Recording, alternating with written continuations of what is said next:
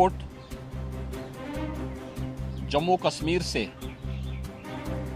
अनुच्छेद 370 और 35(a) का कलंक मिटाने के साथ ही भारतीय जनता पार्टी ने जम्मू कश्मीर में विधानसभा चुनाव के प्रति अपनी प्रतिबद्धता प्रकट की थी और अब जम्मू कश्मीर में विधानसभा चुनाव की तिथियां घोषित हो चुकी हैं। यह चुनाव न केवल जम्मू कश्मीर के लोगों बल्कि लोकतंत्र में आस्था रखने वाले हर भारतीय के लिए अत्यंत महत्वपूर्ण है। दुनिया भर की निगाह आज इस ओर लगी हुई है। ऐसे महत्वपूर्ण चुनाव में इंडी गठबंधन की जो नेतृत्व कर रही है कांग्रेस ने Abdullah and sons family private limited की नेशनल कॉन्फ्रेंस के साथ गठबंधन करके फिर से अपने राष्ट्र विरोधी मंसूबों को देश के सामने रख दिया है। हाल ही में नेशनल कॉन्फ्रेंस ने अपना मैनिफेस्टो जारी किया है। इसमें अनेक ऐसे बिंदु हैं जो भारत की एकता, भारत की अखंडता और राष्ट्रीय सुरक्षा के प्रति पूरे देश को आशंकित करती है। कांग्रेस और नेशनल कॉन्फ्रेंस का यह गठबंधन राष्ट्रीय सुरक्षा को लेकर के अनेक बड़े सवाल खड़ा करता है और भारतीय संविधान के प्रति सच्ची श्रद्धा और निष्ठा रखने वाले हर व्यक्ति को चिंतित भी करती है। मैं कांग्रेस के नेता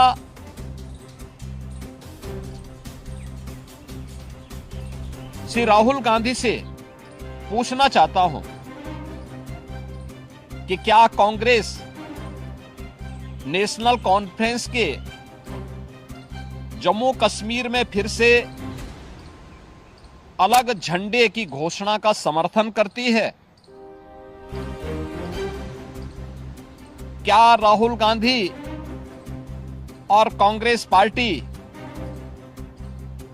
धारा 370 और आर्टिकल 35(a) को वापस लाकर जम्मू कश्मीर को फिर से अशांति और आतंकवाद के युग में धकेलने के जम्मू कश्मीर नेशनल कॉन्फ्रेंस के घोषणा का समर्थन करती है? क्या कांग्रेस जम्मू कश्मीर के युवाओं के बदले पाकिस्तान के साथ वार्ता करके फिर से अलगाववादी ताकतों का समर्थन करती है? क्या कांग्रेस पार्टी और राहुल गांधी पाकिस्तान के साथ एलओसी ट्रेड शुरू करने के नेशनल कॉन्फ्रेंस के निर्णय से फिर से बॉर्डर पार से आतंकवाद और उसके इकोसिस्टम को पोषण करने का समर्थन करती है? क्या कांग्रेस आतंकवाद और पत्थरबाजी की घटनाओं में शामिल उन उपद्रवियों के परिजनों को फिर से सरकारी नौकरी में बहाल करके आतंकवाद, दहशतगर्दी और बंद के दौर को फिर से लाने का समर्थन करती है? इस गठबंधन से कांग्रेस का आरक्षण विरोधी चेहरा भी देश के सामने आया है। क्या कांग्रेस दलितों, गुर्जरों, बकरवाल और पहाड़ियों के आरक्षण को समाप्त कर फिर से उनके साथ अन्याय करने के लिए जम्मू कश्मीर नेशनल कॉन्फ्रेंस के वायदे का समर्थन करती है? क्या कांग्रेस चाहती है कि शंकराचार्य पर्वत, तख्त सुलेमान और हरि पर्वत कोहे मारन के नाम से जाने जाएं? क्या कांग्रेस जम्मू कश्मीर की अर्थव्यवस्था को एक बार फिर से भ्रष्टाचार की आग में झोंककर पाकिस्तान समर्थित गिने चुने परिवारों के हाथों में सौंपने का समर्थन करती है? क्या कांग्रेस पार्टी जम्मू कश्मीर नेशनल कॉन्फ्रेंस के जम्मू और घाटी के बीच भेदभाव की राजनीति का समर्थन करती है?